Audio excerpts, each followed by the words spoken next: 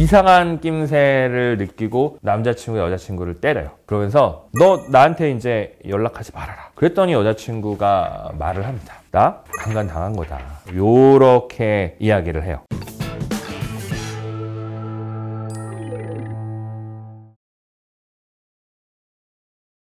이 여자의 말을 그대로 믿어주는 게 맞을까요? 믿기 어려울 것 같아요. 왜요? 상황을 좀 모면하려고 이렇게 횡설수설하는 느낌이 없지 않아 있거든요. 맞습니다. 더군다나 이 여자는 약간 거짓말을 합니다. 어떤 거짓말을 하냐면 자기가 밑에 내려와 있었다 라고 남자친구한테 전화로 말을 하잖아요. 그런데 실제로 이 여자가 밑에 내려왔었던 적이 있었을까요? 없었을까요?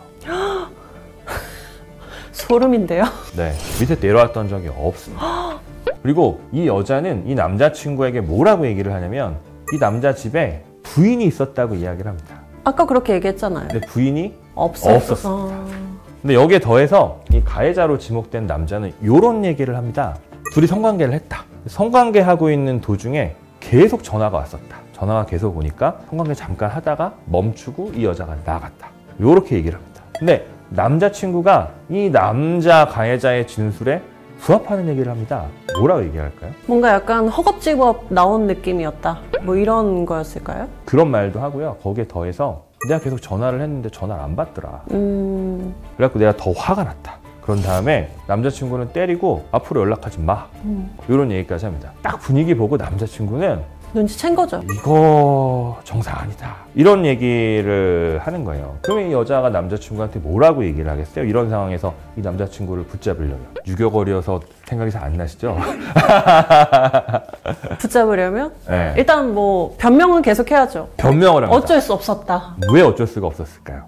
제가 살면서 이렇게 변명을 많이 해본 줄 땀이 지금 막. 왜 그랬을까요? 뭐 전화 못 받게 했다. 받을 만한 상황이 아니었다. 네, 내가 네. 그러려고 한 게 아니다. 뭐 계속 그렇게 얘기하지 맞아요. 않았을까요? 그런 얘기를 하고 술집이 이제 끝나가지고 그냥 술 한 잔 더 하자고 그래서 그냥 갔던 것 뿐이다. 그런데 거기서 나를 덮쳤다. 그래갖고 내가 피해갖고 나와서 오빠한테 전화한 거다. 그러면서 뭐라고 얘기하냐면 진짜로 거짓말하는 게 아니다라는 말을 합니다. 그러니까 이제 남자는 원장 어딨어? 라는 식으로 막 이렇게 화를 내면서 이날의 사건은 끝이 납니다. 그런데 여기서 한 가지 더 신기한 사실이 법정에서 확인이 됩니다. 어떤 사실이죠? 어떤 게 확인이 됐을까요? 힌트를 드리겠습니다. 힌트는 모기입니다. 모기? 네. 그 다음에 무릎. 요걸 가지고 한번 해보시죠. 모기가 갑자기 나온다고요? 여기서? 네. 모기가 나옵니다. 조금 더 힌트를 드리겠습니다. 뭐 오빠 여기 무릎에 모기 있어 하고 잡아줬나요? 비슷합니다. 이 사건에서 기본적으로 당연히 이거 물어본다. 너 화가 냈다면 어떻게 하다가 스킨십이 된 거야? 1년 만에 만나서 느닷없이 성관계? 무릎에 모기 물렸네 하면 맞아요. 네. 맞아요. 손이 작네 이런 거 많이 맞습니다. 하잖아요. 네. 유교벌인데 뭐, TV에서 많이 봐가지고. 그러니까 내 얘기는 아니고 합의하에 성관계했다고 그럼 어떻게 성관계했는데 물어보니까 이 남자가 뭐라고 얘기하냐면 이 여자가 무릎 위에 올라오는 스커트를 입고 왔다. 그런데 무릎에 자기 목이 물렸다 이런 얘기를 하면서 여기 만져봐라 이런 얘기를 했다고 합니다. 이렇게 해갖고 자기가 이렇게 거길 만지면서 신체 접촉이 돼서 성관계가 됐다 라는 게 남자의 주장이에요. 자, 그러면 여기서 수사기관에서는 당연히 뭘 물어볼까요? 이 여성한테 왜 뭐라고 했냐 네. 이걸 물어봐야죠. 여자가 뭐라고 얘기했을까요? 좀 말도 안 되긴 하지만 십자가를 좀 십자가? 십자가 뭐지?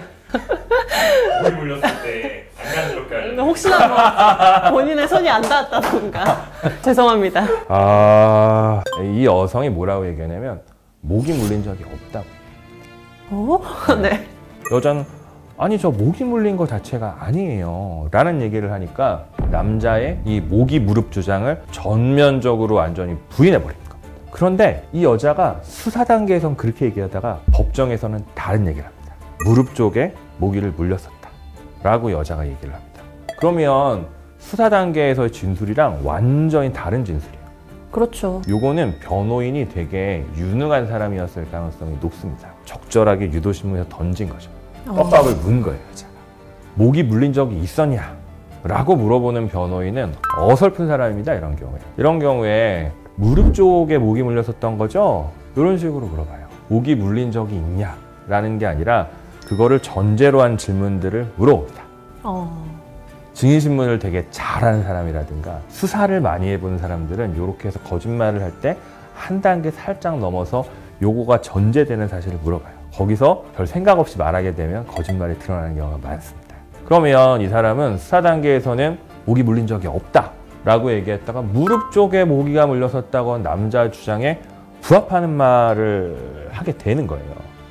이러면 성관계가 일어나는 스킨십이 시작하게 된 단초, 이런 것에 관해서 거짓말하는 게 이렇게 딱 나온 거예요. 그럼 여기서 유능한 변호인이라면 한 번 더 공격을 합니다. 어떻게 공격할 것 같으세요?